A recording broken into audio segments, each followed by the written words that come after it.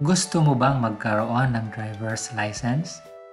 Kung ikaw ay baguhan lang at wala pang driver's license, kailangan mo ng TDC.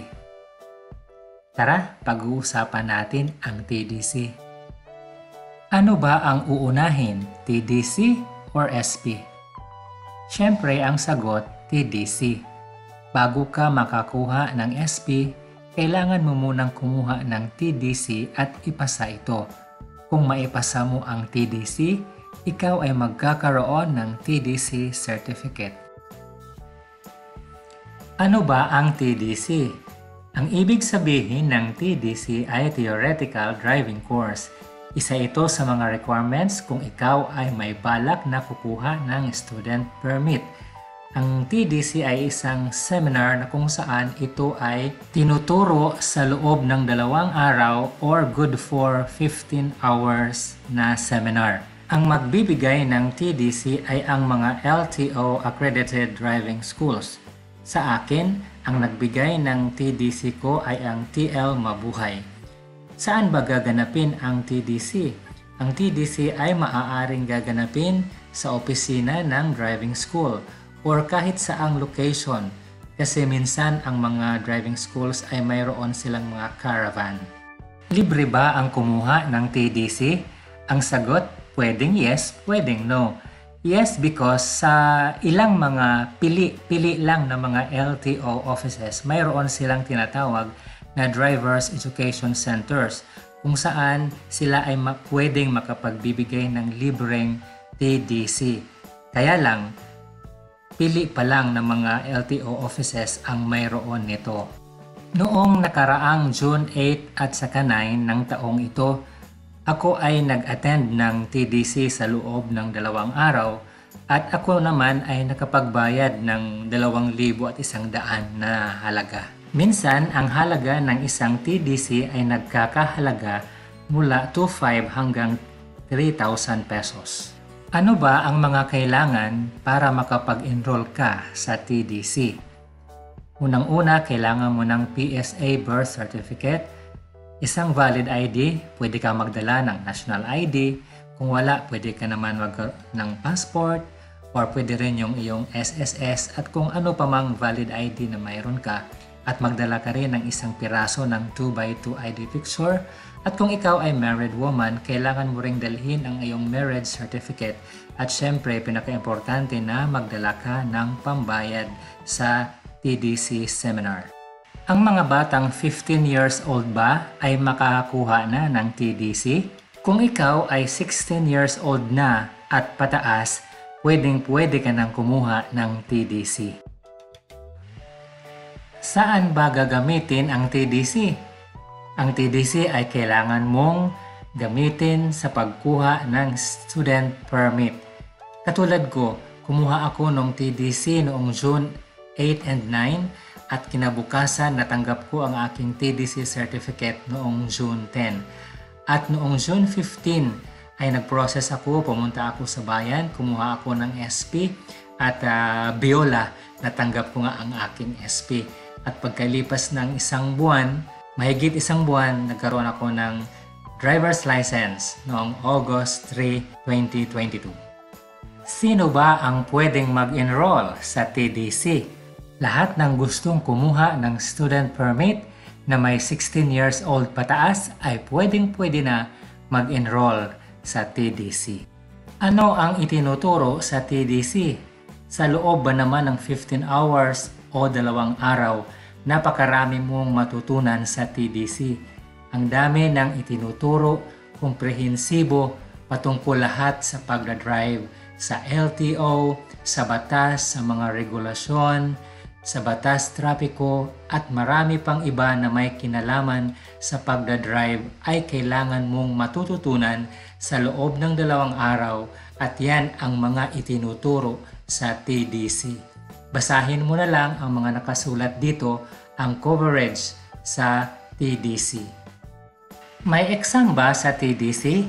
Yes na yes. Pagkatapos ng second day, ang last na activity na gagawin sa TDC ay ang pag-e-exam. Mahirap ba ang exam? Depende sa'yo. Kung ikaw ay nakikinig ng mabuti sa loob ng 2 araw, sigurado masasagutan mo lahat ng mga katanungan sa TDC. Ang exam sa TDC ay 100 items, multiple choice lahat. Kaya pag pipiliin mo lamang ang tamang sagot, A, B, C, or D.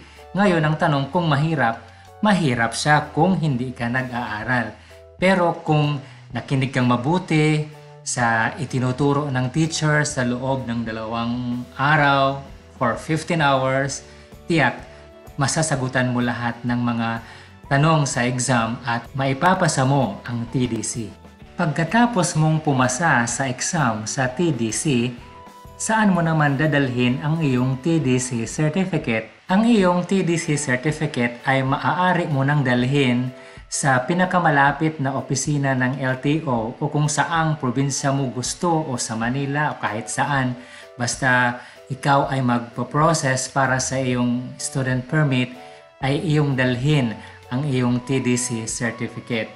Para ma-process ang iyong student permit, kasama ng TDC certificate ay iyo ring dalhin ang iyong medical certificate, ang PSA birth certificate, ang application form galing sa LTO na iyong pipilapan at ang LTMS portal account number. At kung ikaw ay isang married woman, kailangan mo ring dadalhin ang iyong marriage certificate.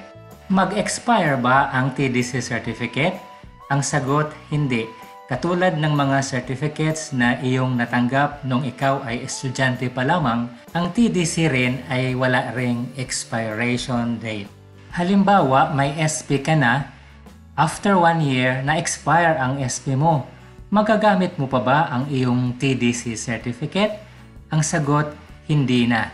Kahit hindi siya nag-expire, hindi mo na siya magagamit kung ito ay ginamit mo na nang ikaw ay kumuha ng iyong SP. Kaya sa ganitong pagkakataon na expire ang SP mo, balik TDC seminar ka. Mayroon bang actual driving sa TDC seminar? Wala. Sa TDC, puro lectures lang. Wala siyang actual driving. Pero kung ikaw ay kukuha naman ng practical driving course o yung tinatawag na PDC, ikaw ay talagang magdadrive ng actual dahil yan ay requirement para ikaw ay makakuha naman ng iyong driver's license. Halimbawa, galing ka ng Maynila at mayroon ka ng TDC certificate na dala, magagamit mo ba yan kung pupunta ka sa probinsya at doon ka kukuha ng iyong student permit? Ang sagot, yes na yes. Magagamit mo yan kahit saang LTO offices basta ang nagbigay sa iyo ng TDC certificate ay legit na driving school. Paano malalaman kung legit ba ang isang driving school? Ang lahat ng mga driving schools na kinikilala ng LTO na legal ay iyong makikita sa website ng LTO. Kaya puntahan mo ang link sa description box para makikita mo at malalaman mo kung ang driving school na iyong pinapasukan ay accredited ba sa LTO o hindi.